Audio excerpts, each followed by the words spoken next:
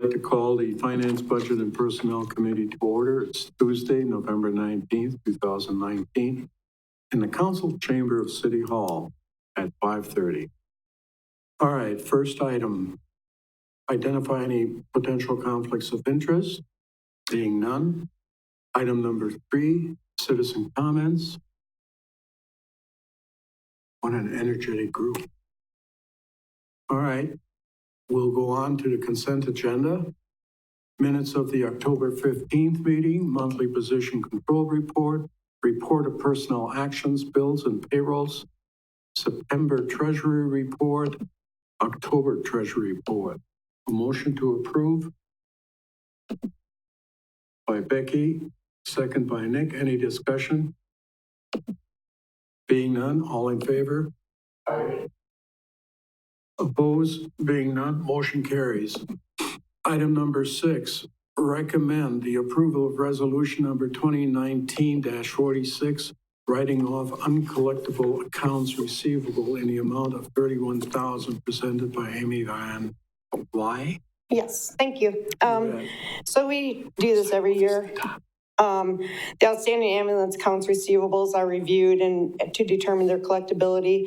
Those charges outstanding that are deemed uncollectible are written off, so the ambulance accounts receivable balance reflects a realistic number as required by generally accepted accounting principles.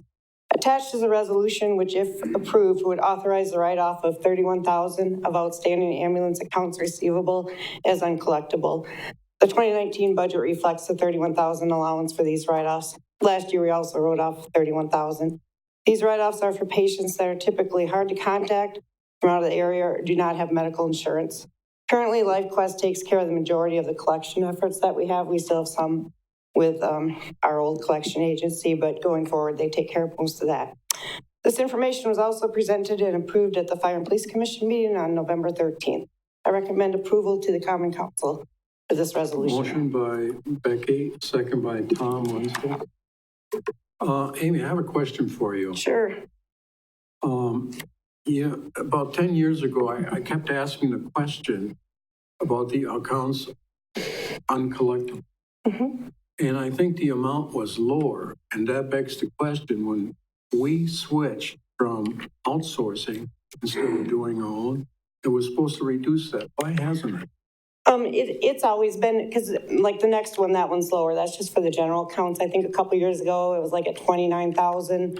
I think since I've been here, it's probably been around 29,000. I mean, you have patients that pass away and like I said, some insurance doesn't cover and everything. So this has been, I think, from what I know about, the same amount. Tom?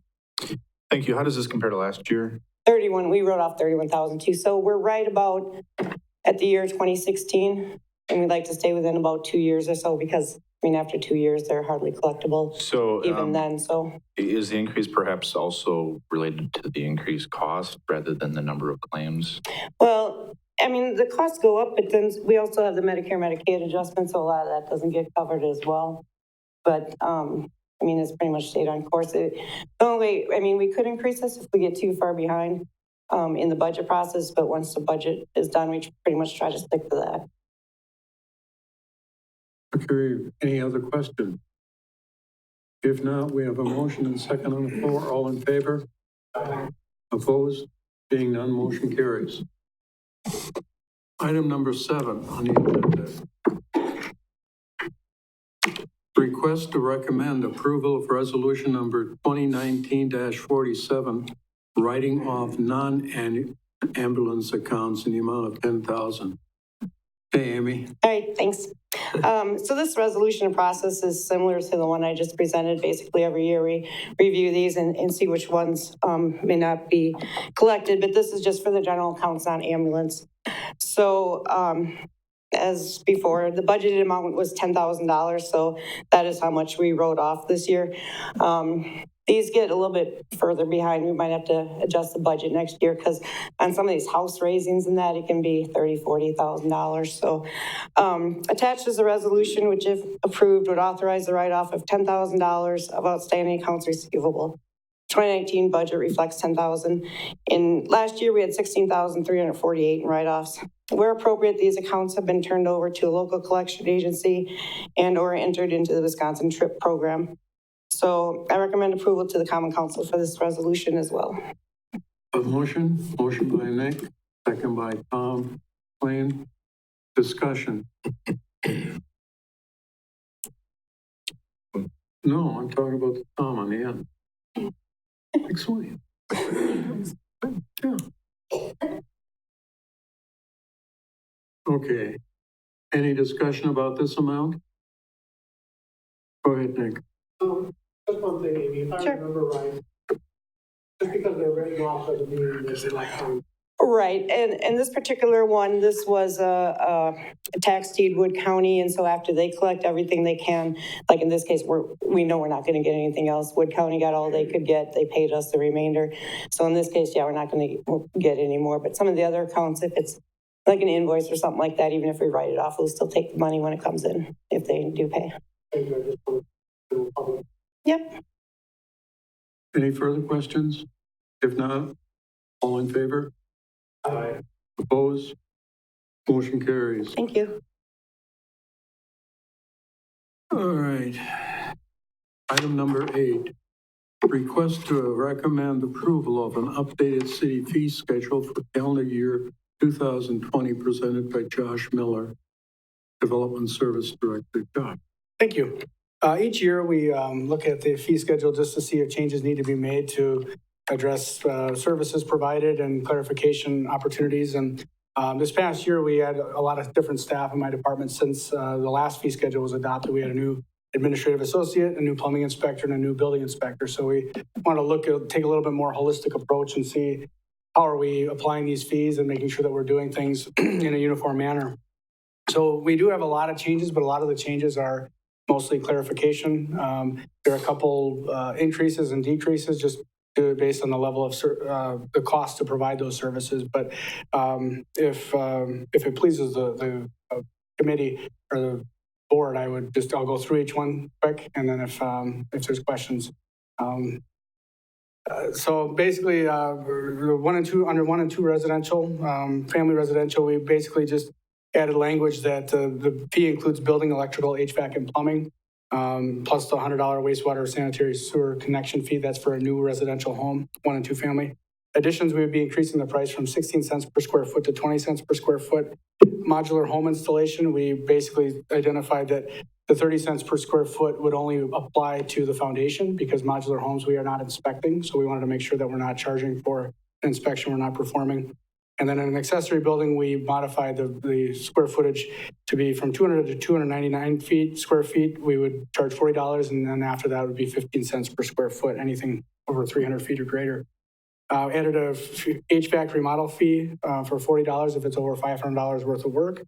And then under non-residential building permits, HVAC unit replacement, $70 each unit. The non-residential is a much bigger project and review. Miscellaneous non-residential permits would be for telecommunication towers, new ones, which are quite a substantial project, basically stating that those would include electrical fees and building fees. So it's not just a $3,000 mobile telecommunication fee and charging additional permits on top. So that's providing some clarification. As far as residential electric permits, we're just adding re-energized to service change, just the language because that's an application for that. Mobile home connection, putting it under miscellaneous, moving it from miscellaneous to residential because it was under a different category before. Adding language that the homeowner shall be required to apply for an electrical permit regardless of cost. If it's a contractor, an electrician, they have to hit a $500 threshold to apply for a permit. They generally know what they're doing, but a homeowner may not. So it's a life safety issue. Square footage for group 4 under new commercial and industrial would be reduced from 7 cents per square foot to 5 cents per square foot. Excuse me, adding a low voltage wiring fee of $50 under the miscellaneous commercial and industrial. Under plumbing permits, we would be reducing a lot of these fees from $15 to $10. Backflow preventer, water softener, sprinkler meter, those would be being reduced. And basically our permit fee right now is charged per fixture, but there is still a minimum permit fee of $40. So even if they had 2 fixtures, it would still be a $40 fee But in some cases, when there's a number of fixtures, it adds up pretty quick. So we just wanted to clarify that. Separating a bathroom model residential to a $50 fee. That's a little bit more work than just a fixture or two. Increasing mobile home connection fee from $20 to $40 because there was actually a lot more work involved in the connection review. And sanitary, new repair, construction, replacement would increase from $30 to $40. Storm sewer would be the same, increase from 30 to 40. And same with the sanitary water and service well, basically abandoning a well. And then combining sanitary sewer service replacement would be a $60 fee because typically those are done at the same time, sewer and water, instead of a $30 fee. As far as sign permits, and I'll be reviewing these with the Plan Commission later tonight, we changed the master sign plan from $250 to $150, plus it's $50 per permit. And then the alternative sign would also be reduced from $250 to $150. And then Plan Commission review, the campus master plan review was $150 for amendment. Now we upped it to $250 because of the extensive work that goes into those reviews. And then the plan unit development for general development plan and SIP used to be $300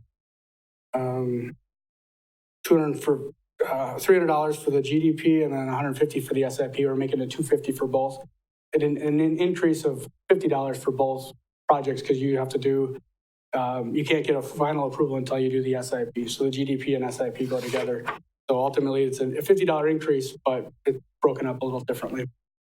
So as I said, we'll be bringing those fees to the Plan Commission for their review, but mainly wanted to just go over things. We don't anticipate there being that many changes each year. We just, hopefully there's not many. And we're the only department at this point that is modifying our fees. We send out a notice in September for all departments to review their fees and ask if there's any changes that are needed. And I think we've got a pretty good workflow going on with this process. So, but I don't anticipate significant changes going forward. A couple other minor things that we changed is the CSM reviews and the driveway review permits we put under engineering. So we didn't change any of those fees, but we relocated them because that department has more time put into those fees, and it makes sense that they often are the starting point for the review. So a lot of it was intended to be more consumer friendly, user friendly, so they understand. And then there's consistency applied, so you can read what the fees are applied to, and it's done that way regardless of staff reviewing it. So it's a lot cleaner and a lot easier to understand. So I'd be happy to entertain any questions, but staff would recommend approval of the proposed changes to our fee schedule and ask that you direct staff to prepare a resolution for council consideration. I see a motion here by Tom Witzel. Tom? And a second by Tom McSwain, or Steve McSwain. Did I get that right? Steve is what I'm going by, yeah. Okay, thank you. Go ahead. Thank you. Your memo says this is for 2020, so regardless of when this is officially approved by the council, it will not take effect until January 1. Correct. The resolution will be effective date. I like the fact that we're also looking at some of the fees and reducing fees. Oftentimes all we hear is increase. It's good that we've evaluated and are decreasing some as well. So I appreciate that. Thank you. Thank you. Yeah, our staff is very strong belief, and I think the state even requires that if you're not providing a service, you shouldn't charge a fee, and we feel very strongly about that. So, Steve? In connection with that, you said on modular homes that because there's not an inspection taking place there, do they have any governmental regulations when they're building them? yeah, in the factory is when they're inspected, so they have stamped, and we're not even really allowed to inspect them by law, is my understanding. So we can inspect the connections and stuff, but they're built all together in the factory. So they have certain parameters and certain guidelines that they have to follow. Those get stamped at the factory. That means that we know that they've been approved and reviewed. So we are inspecting the connections. So we didn't feel it was fair to charge a permit for that whole review. We're only looking at the foundation and then the lateral connections. I got a question for you, Josh. Is there any statutory language or city ordinances that dictate to you how the fees are to be established? There are some parts of it. There are like the one I know for sure that I can comment on are the telecommunication towers. The statute limits what you can charge by a municipality, so it identifies that for both a new tower and can't think of the term, but it's change to that tower. If you're putting like replacing an antenna, the statute restricts what you can charge for that. So I think there are probably some, but that's the one that sticks out to me. Well, I appreciate the fact that some of these fees have gone down, but what kind of impact does it have on your budget, cities? Yeah, that's a great question. And I think we did make some changes last year. I think overall, like I talked about, some of the fixture fees are going down. But in reality, the minimum fee charge will still be there. So we're still somewhat protected. It's hard to do an analysis of that. I guess we could in future years. In 2020, we're really hoping to do some building permit software, which would have these fees calculated in. And so as soon as you put that permit in, it'll be able to figure it all out for you. So staff won't even really have much involvement other than on the front end, putting the fee schedule into the software. From there, we could do an analysis probably of how fee changes would impact the budget or the revenue. It's tough to do. We could look at kind of some year-over-year estimates, but we did this past couple of weeks. I've been doing a discussion on economic the economic development projects, and part of that review was looking at permits. And we actually have 300 more permits taken out this year at present than we did back in 2017. So we're actually getting a lot more permits taken out, which should be more revenue, but not all permits are created equal. If one's a new residential home is about a $1,100 permit, a new fence is $40. So it's tough to say, but and that includes all of them from signs to fences to sheds and stuff. But we're getting a lot of activity. We're getting more people taking permits out. So it'd be tough to say how that would impact the budget, but hopefully it's pretty negligible. Any further questions? Being none, we have a motion and second on the floor. All in favor? Aye. Opposed? Carries. Thank you, Josh.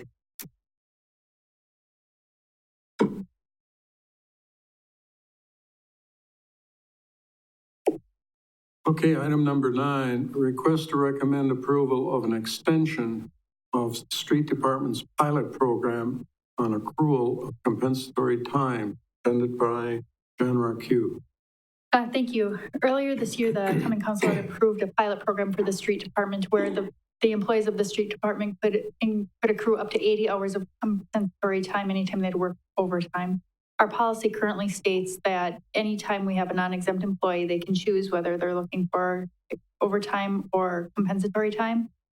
The limit had always been 40 hours as a maximum. Anything above that would be paid out as overtime right away. The pilot program that we put in allowed street department employees to go up to 80 hours. The pilot program was intended to last about 6 months. And then Superintendent Schiller was going to review the policy and come back and kind of walk through with you the pros and cons of the program. As Superintendent Schiller and I looked at this, ultimately, it was determined that further review needs to be done. We've not really gotten into the winter season yet. We implemented kind of late spring or late winter, early spring. And so what we're requesting is an extension of the same pilot that we have, continue for another 6 months to be evaluated over the winter season. But this time, staff is recommending approval to extend the compensatory time pilot for the street division employees through May 1st of 2020. A motion, please. By Rebecca, second by Tom. Discussion. Nick. Dean, how are the workers feeling about it?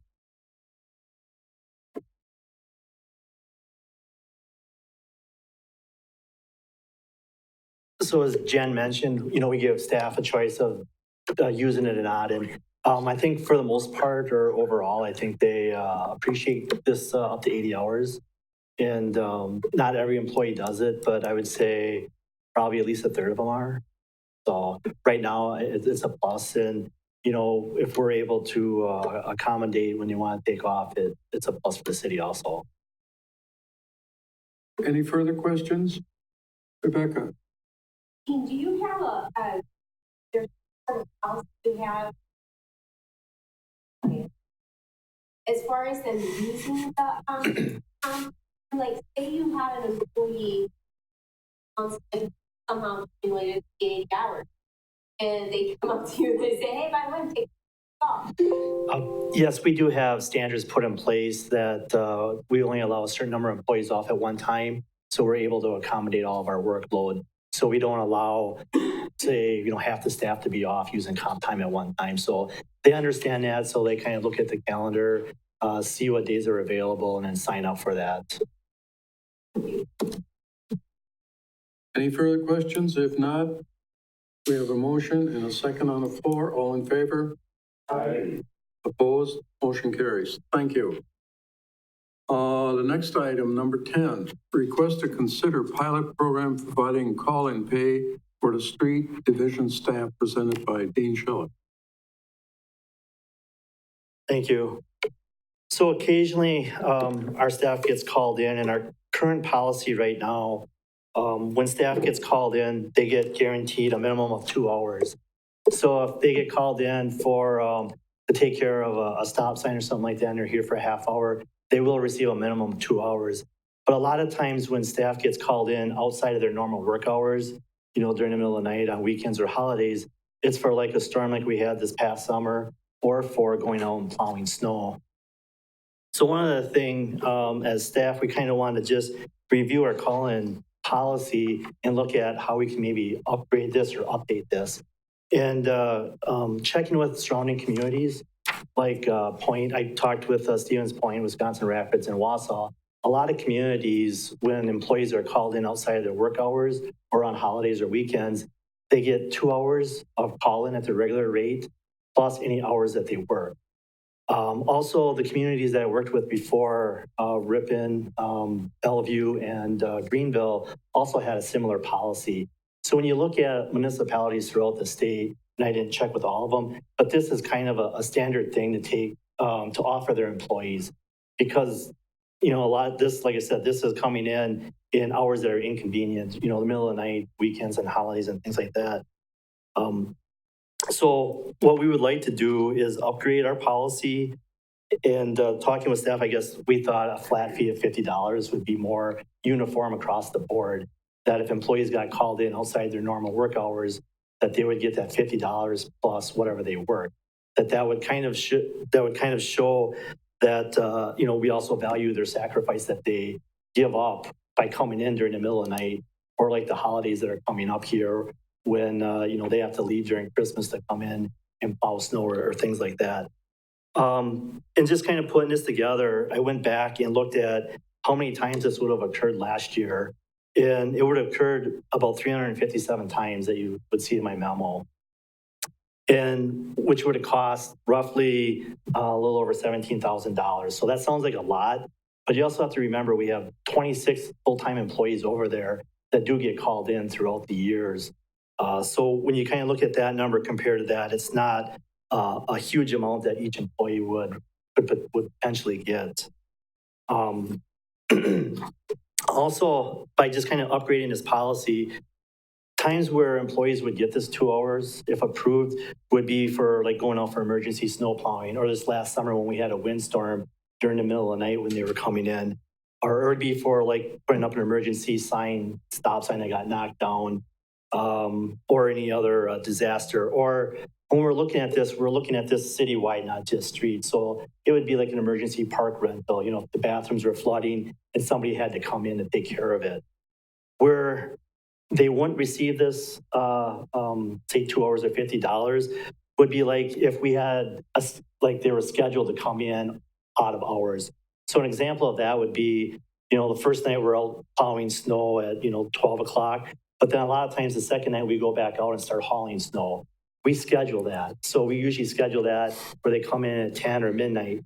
So when it's scheduled to come back in, they would not receive that 2 hours or $50 plus their hours work. Other examples would be like for traffic control for like the parades that we have throughout the years, whether it's the June Dairy Breakfast Parade or the Christmas parade coming up. If those are scheduled, they would not also get that 2 hours call-in or $50. So those are some of the improvements that we would like to add to the call-in policy. And I guess with that, I would open it up to questions. Motion by Steve, second by Rebecca. Discussion. Tom, you were first. Thank you. So the $50 incentive pay replaces the 2 hour minimum? Yes, so So if they got called in, they would get the $50 and then time worked. Okay, So if they were here for a half an hour, it would just be $50 and a half an hour of pay. okay, So yes, if they're scheduled, like they're scheduled for traffic control, where we're not paying the $50, they would still be the 2 hour minimum, but they're already going to be working past that most. okay. And then are these employees paid for being on call? No, they are not. They're not, so. No, the employee that is paid on call in the weekend would not qualify for that 2 hour call in because he's already being compensated for it. So Thank you. Yes, Steve. Yeah, I'd just like to say, I think that this is what makes the city most responsive to the citizens. And I think that the citizens would be willing to support that for that kind of service. Any further questions, discussion? If not, we have a motion and a second on the floor. All in favor? Opposed? thank you. Thank you very much, Dane. Item number 11, a request for additional contractor payment for calendar year 2020 Grata Appraisals LLC, presented by Steve Barr, City Administrator. Steve. Thank you. Back in 2017, the city signed on for assessing services with Grota Appraisals LLC. They're out of Menominee Falls. For the back half of 2017, we just kind of settled on a prorated fee for their services. But then they're also on contract with us for the 3 full years, 18, 19, and 20. So next year is the final year of that agreement. The first full year of the agreement, we were paying them $97,000 for their services, and it's been increased $2,000 per year. So it went up to $99,000 for this year and would go to $101,000 for 2020. You may recall back in February of this year, we had an employee resign. Belinda stepped aside as our appraiser. We had 2 full-time staff positions in-house to support the work of the assessing function along with Grota. And we've been going the balance of this year with just 1, our assessment technician, and we continue into 2020. Our plan is to move forward that way. There's no change in our plan right now. So what Grota is saying is, look, the plan initially was 2 full-time staff on hand, plus our services, and now because your appraiser has not been refilled, our person working in your office is taking on more duties, has to take on more things that would have been done by your staff appraiser. And they suggested that they'd like to see more compensation. Their actual offer was they wanted $20,000. Talked to them a little bit, met with Jen, talked with the assessor who works here, kind of got a sense of how much extra work there really is. And I will mention that our new administrative associate job description, the person we just hired, Cole, is taking on some of the customer service duties that had been filled by the assessment technician. So I believe that $15,000 is a reasonable increase in the contractor's fee for 2020. That would bring them up to $116,000. That $15,000 would be more than handled by the roughly $85,000 of savings by not refilling that position with pay and benefits. So we'd still be saving roughly $70,000 for this year, even paying the $15,000 extra to Grota. So my recommendation would be approval of amending the agreement with Grota for calendar year 2020 to provide them an additional $15,000 in compensation in respect of the duties that they're taking on beyond what they started with. Entertain a motion. Motion by Steve, second by Nick. Discussion. Dick. In the agreement, it says that we are supposed to supply office space. Is that going to be a different situation for us? Office space? Yeah. Jim Toth, who is the assessor who works here, he comes here 1 day a week. Typically, we have a little office that he works out of, and that will continue. That's all he really needs. It's kind of a cubicle, for lack of a better term, and they're not looking for any more space. Hey, Tom? So we have a contract for about $100,000 a year for a person to be here 1 day a week. Say that again? I can answer that. Oh, go ahead. So he is, he's here on site 1 day a week, but he works with us whenever needed. So he just works remotely. He handles Marshfield and other counties or other cities. So is this really a cost savings having this outsourced rather than having an in-house person that could potentially do other duties? It depends how you look at it. If you think back to what we had before, Joan Spencer left, we had a full-time city assessor, Joan Spencer, and the same two people that we had starting last year. And Joan's pay and benefits would have been a little bit more than what we're paying Rhoda. I think Jen made a really good clarification. I mean, I don't want people thinking that he's only giving us 1 day a week of service. He's very responsive to phone calls, emails. I have constant interaction with Jim all week long in terms of some of the concerns that come up. So he's servicing us very well. But going back to your question, yeah, if we went back to our old model, we'd be paying a little bit more.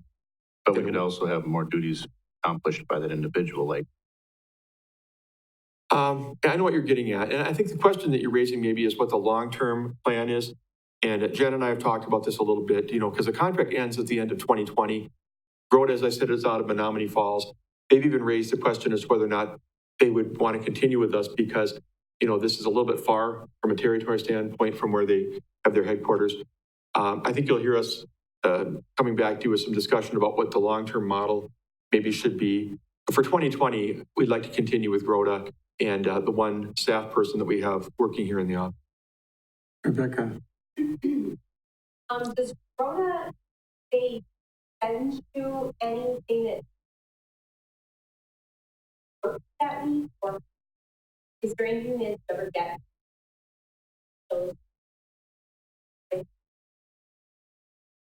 I don't believe I've seen a report of that nature. We could certainly ask for one. We're really, as opposed to a city employee, we're really paying a contractor to be fully responsible for a certain set of duties and whatever number of hours it takes to do that. I mean, he comes here more than once if he has to in a week, but we're paying for the job rather than paying for hours of service per se. I would just.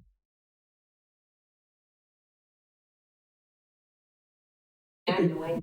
One of the hard things for smaller cities, and we're kind of on the cusp of this, I guess, if you look at our population of 20,000, is it's harder for smaller communities to have a full-time assessor now. There aren't that many folks who are out there doing it, especially in central Wisconsin. So more communities are going to contract assessing, but I think you and Tom are on the right track with this idea that, what are we getting for what we're paying? And that's always a good question. And I think we can keep monitoring that. But I think trying to track his number of hours working for the city directly would be probably difficult.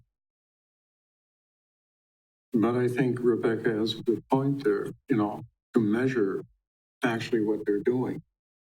And if it's possible to ask them to provide something next time around, but wouldn't, provide it for the council as a whole. We could ask them to provide some kind of a monthly report or something of activities and work completed and conducted. That's something we could certainly ask. And I don't want to go too far on this, but it may be possible in 2021 to look at bringing back the model of having our own staff assessor. At this point, I think the evaluation is far too premature one way or the other. Okay. All right, we have a motion on the floor and a second. All in favor? Opposed? Motion carries. Okay, item number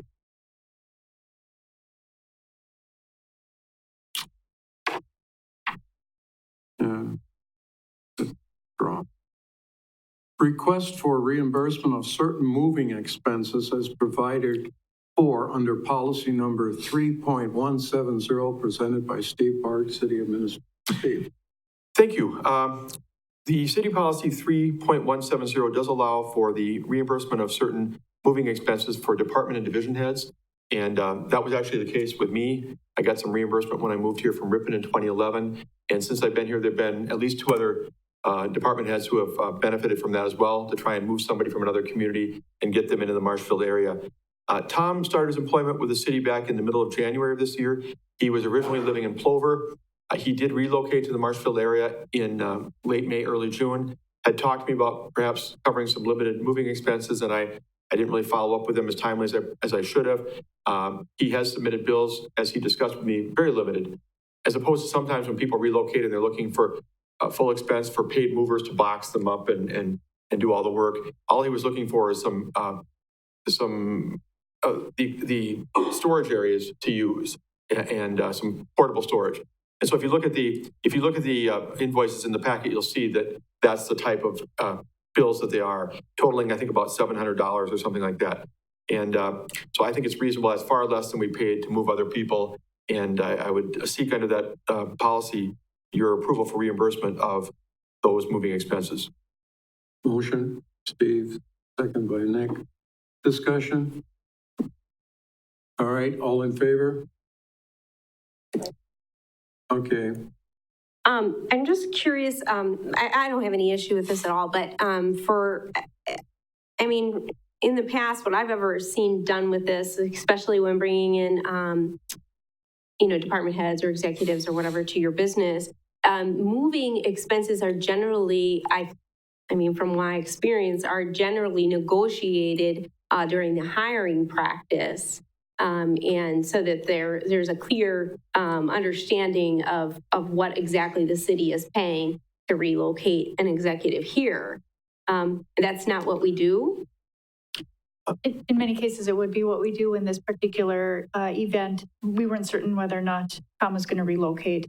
He had lived in Plover, and I think in short notice, he realized that it was definitely not going to work for him long-term to be able to have that type of commute every day, and made a decision shortly after starting that, after he was already in, that he wanted to make the move.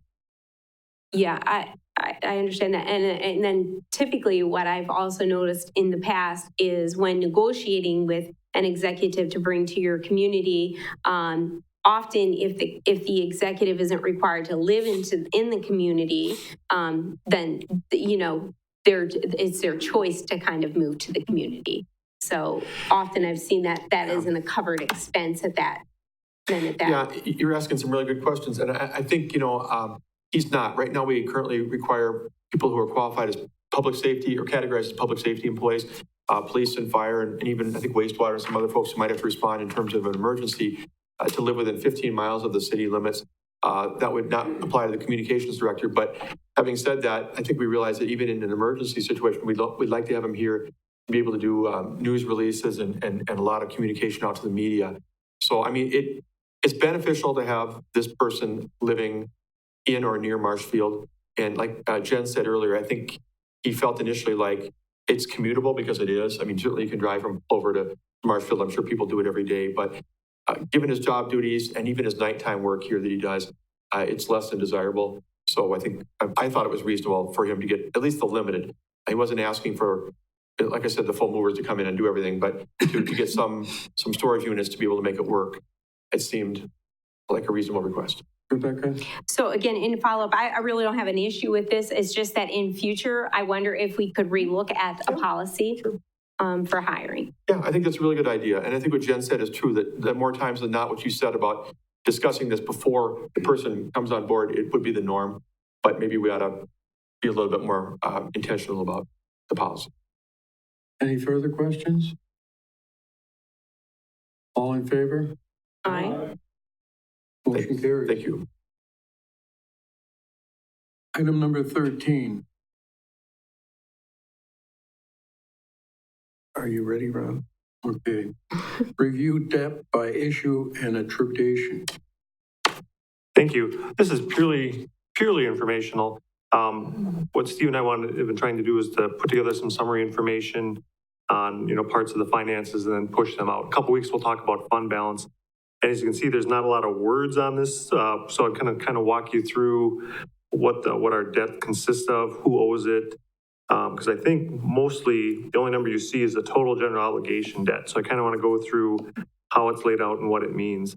So if you look at bullet point number 1, that's the summary of all the debt issues that are outstanding at this time. In our last refunding that we did, we paid off or items came due for the 2009, 10, 11, 12. We rolled those all into our 2019 refunding. And the difference between notes and bonds in this section is notes can be issued up to 10 years for any public purpose. And bonds can be issued up to 20 years for specific purposes in the statutes. And the statutes get really wordy, but it's the big stuff. It's street improvements, it's buildings, it's fire equipment, police equipment. So we subtotal there to the general obligation debt as of right now, $45,195,000. So the next subsection is not general obligation debt because it's not secured by the whole city. the next two items are called revenue bonds because they are tied to a specific revenue stream. So as a bond purchaser, they carry more risks. They're not backed by the whole general obligation of the city. The sewer refunding bonds are tied to the wastewater treatment revenues. And then the 2017 CDA bonds are tied specifically to a revenue source, the money from that if specifically. And those were the CDA bond was the ones we used for incentives for the Ford Financial Building. So a number you may not see very often is our total long-term debt as of right now is actually 51,165,000 and some change. And then I have a note there at the bottom. We do have the state trust fund loan in progress. We should get it very shortly, but since I didn't have it in hand, I didn't put it on the schedule yet. If we go to number 2, we always talk about the statutory limit. The statutory limit of our debt is 5% of our equalized valuation. So our actual debt limit is 85 million general obligation compared to what we currently have, 45. And then we have a city policy that we don't want to go over 65% of that. So we have about $10 million up to our self-imposed policy. And then the third part, this is kind of an interesting part, is who actually owes the debt. Because we kind of get caught up that we owe 45 million, but a lot of it is non-city debt. So if you look through the schedule there, TID 2 is debt-free and just a donor district. TIDs 4 through 11 have varying levels of general obligation debt. And then EMS owes a portion of the fire station. So the city portion of the general obligation debt is only 68%. Then I have the note there that the TID portion is about 28%. It was higher with the refunding. We paid off a bunch. And there was some, we paid some down in 19. It was closer to 35% or more. But right now, our TIDs are $12 million of our general obligation debt. And the last one is just showing a little bit different where we add in the 2 revenue debts. So all the numbers are the same except for TID 9 and then wastewater. So all in total, out of that 51 million, 29% is TID debt, about 14 million. So that's just kind of want to lay out what we actually have and open it up for questions. Rebecca?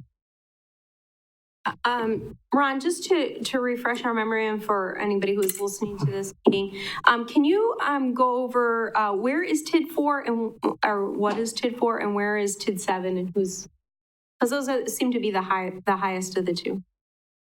Sure. I'm glad Josh is here in case I goof this up. TID 4 is the downtown redevelopment district. So it's the area that's got the old City Hall, Plaza, Weinbrenner, the Baltus, this area right here. TID 7 is Yellowstone Industrial Park, with the major tenants are PCA, Quality Tank, Silvercoat, CMI, Matthew, where we just put in the rail spur. Yeah. And for future borrowing on the TIDs, as we know it right now, we don't have a lot of borrowing planned because they're all kind of at that phase where they're developed. We have the state trust fund loan coming in. So we don't have any, correct me if I'm wrong, we don't have any big plans to borrow for any projects right now. Of course, we'll always look, but that debt should just pay down generally over the next few years. Apart from the pool. Right, that would be non-TID debt. Oh, We're just okay. talking Okay, I'm sorry. TID debt. Any other questions? How long will it take us to pay that since we had all this going on with the TID? Which one? The TIDs in general? So in general, what the TID debt is just it's a portion of the big issue. So if you look at page 1, we had like 2013 bonds, 2014 bonds. So a lot of that debt is just 5% of this debt issue, 4% of the various debt issues. I have a detailed schedule by each, but it's really just a portion of the existing general obligation debt. Okay, how long will it take? All right, well, depends.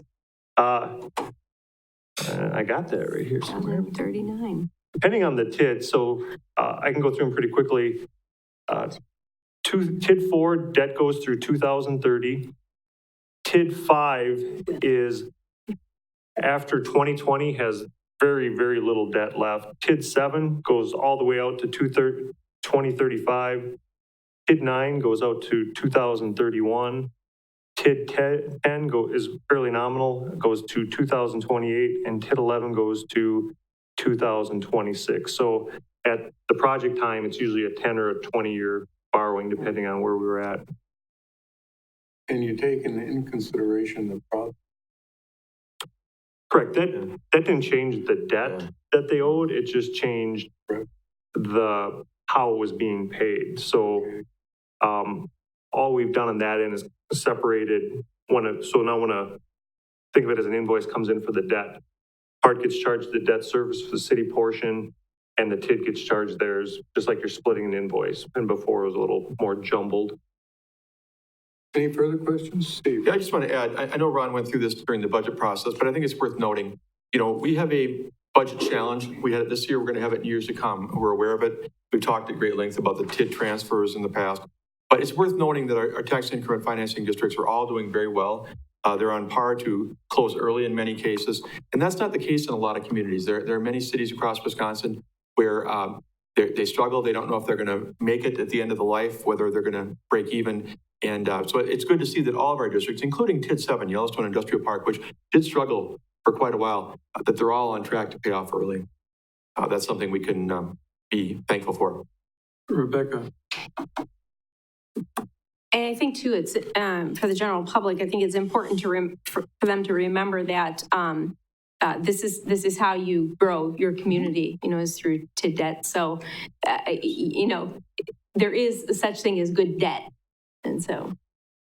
And I should add to Steve's comment, it's buried in the big budget packet somewhere between the 7 TIDs. We're budgeting about a $1.6 million surplus. Individually, they all have a surplus. I guess one has a slight estimated deficit just due to some project we're looking at, but collectively they have a $1.6 million annual surplus for 20. Thank you. What I want to say, Ron, is I really appreciate these continuous updates on a situation that we weren't in the past given on a regular basis. So it's like a breath of fresh air. Thank you very much, Ron. And just to add to that, Adam's here tonight, but I've said this to Ron. I think in the future, what I want to do is encourage council to watch these when Ron does these. So they may not be done for the full council, but see the video, follow up. Everybody ought to see some of the things that we're working on and how we're working through them. Okay, go ahead. I think I had in my notes here, I want to cover one additional thing. When we're talking about the general obligation versus the revenue bonds, so we have 2 revenue bonds, the sewer refunding and the CDA bonds. Those generally are a higher interest rate, and they're rated a little bit lower because they have a little more risk. Just wanted to make sure, because we get the question a lot, why don't we use CDA more? Because there is hypothetical cost to them compared to general obligation. And there's only certain types of projects we can use CDA revenue bonds for. We can't use it for all of our borrowing. Any further questions? If not, thank you, Ron. Okay, item number 14, suggested items for future agendas. Are there any? Okay, Tom, you can leave. No further business before this committee. We're adjourned.